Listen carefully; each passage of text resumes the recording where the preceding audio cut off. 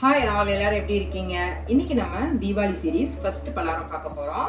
எங்கள் வீட்டில் நாங்கள் இன்னைக்கு ஃபர்ஸ்ட் ரிப்பன் பக்கோடா தான் செய்ய போகிறோம். அதுக்கான மெஷர்மெண்ட்டு என்னன்றதை நான் சொல்கிறேன். நான் இந்த உலக்கில் வந்து 2 உலக்கு பச்சரிசி மாவு எடுத்திருக்கேன். இது கடை மாவு தான். இதை வந்து நம்ம சலிக்கெல்லாம் தேவையில்லை. இப்படின்னா இதில் 2 உலக்கு பச்சரிசி மாவு, இது கூட 200 கிராம் கடலை மாவு சேர்த்துக்கிறேன். இது கூடவே 100 கிராம் அளவுக்கு உளுந்து மாவு சேர்த்துக்கிறேன். நீங்கள் உளுந்தை வறுத்து நல்லா பொடி பண்ணிக்கலாம். இப்போ நம்ம எல்லா மாவையும் கலந்தாச்சு ரிப்பன் பக்கோடாவுக்கு. இப்போ இதுக்கு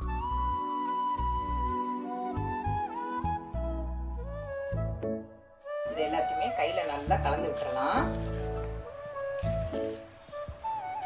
இது வந்து சோம்பும் பூண்டும் ஊற வச்சு அரைச்சிருக்கேன். 2 டேபிள் ஸ்பூன் சோம்பு, 10 பல்லு பூண்டை வந்து சுடுதலில் 15 நிமிஷம் ஊற வச்சு பேஸ்ட்டாக அரைச்சி எடுத்துக்கிட்டேன். இது பார்த்திங்கன்னா 400 கிராம் சின்ன வெங்காயம், அதையும் நல்லா நைஸாக பேஸ்ட்டாக அரைச்சி எடுத்துக்கிட்டேன். நான் வந்து 2 டேபிள் ஸ்பூன் மிளகா சாந்து சேர்க்க போகிறேன். நான் வந்து வீட்டில் ஆல்ரெடி மிளகா சாந்து எப்பயுமே அரைச்சி வச்சுருப்பேன். இதை எல்லாத்தையுமே நம்ம இப்போ வந்து ஒன்றா தண்ணியில் கலந்துக்கலாம். நம்ம ஏன் இதெல்லாம் தண்ணியில் கலக்கிறோம் அப்படின்னு பார்த்தீங்கன்னா, நீங்கள் வந்து உலக்கில் புளியும் போது சின்ன சின்ன சிப்பி இருந்தாலுமே வந்து அது வந்து உங்கள் உலக்கில் வந்து சிக்கிக்கும். நீங்கள் வெங்காயத்தை கலக்க வேண்டாம், அதை நீங்கள் அப்படியே ஊற்றிக்கலாம். ஏன்னா வெங்காயம் வந்து நல்லா பேஸ்ட் ஆயிரும். இந்த சோம்பு நீங்கள் எவ்வளோ தான் ஊற வச்சு அரைச்சாலும் அதில் அந்த குச்சியாக இருக்கும் பார்த்தீங்களா, அது வந்து உங்களோட உலக்கில் சிக்கிக்கும். புளியும் போது சிரமமாக இருக்கும். அதனால் இதை லைட்டாக தண்ணி ஊற்றி கரைச்சி நம்ம வடிகட்டி எடுத்துக்கலாம். பாருங்க எவ்வளோ கப்பி வந்திருக்குங்க. இன்னும் நிறையா வந்துச்சு, நான் போட்டுட்டேன். இதை வந்து இப்போ நான் நல்லா வடிகட்டி எடுத்துக்கிட்டேன். இதை ஊற்றி தான் நம்ம மாவு பிணைய போகிறோம். இப்போ இந்த மாவு கூட ஒரு 50 கிராம் அளவுக்கு பட்டர் சேர்த்துக்கலாம். பட்டர் சேர்த்து ஃபஸ்ட்டு பிசைஞ்சு விட்டுக்கலாம். பட்டர் போட்டு நல்லா கலந்தாச்சு. இப்போ வந்து இது கூட அரைச்சி வச்சுருக்க வெங்காய சாந்தியும் நம்ம எடுத்து வச்சுருக்க சாரையும் சேர்த்து நல்லா ரிப்பன் பக்கோடா பக்குவத்துக்கு பிசைஞ்சிட்டு நான் உங்களுக்கு காட்டுறேன். மாவு நல்லா பிசைஞ்சாச்சு. இந்தளவுக்கு சாஃப்டாக பிசைஞ்சு எடுத்துக்கோங்க. ரொம்ப ஹார்டாக பிசைஞ்சிங்கன்னா கடுக்கு முடுக்குன்னு இருக்கும் சாப்பிடும்போது. இந்தளவுக்கு பிசைஞ்சிங்கன்னா அது பொறுப்பாக இருக்கும்.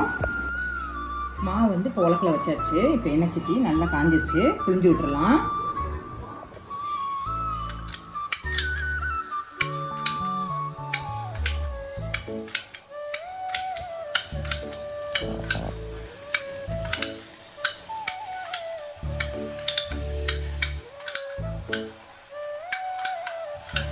பாருங்க, இப்போ நல்லா செவக்க விட்டு எடுக்க வேண்டியதுதான்.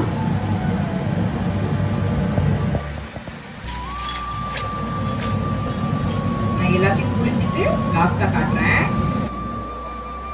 பாருங்கள், சூப்பரான ரிப்பன் பக்கோடா ரெடி ஆகிருச்சு. நான் எல்லாத்தையுமே புளிஞ்சு எடுத்துட்டேன். நான் மேலே வச்சுருக்கனால அப்படி கோபுரமாக தெரியுது.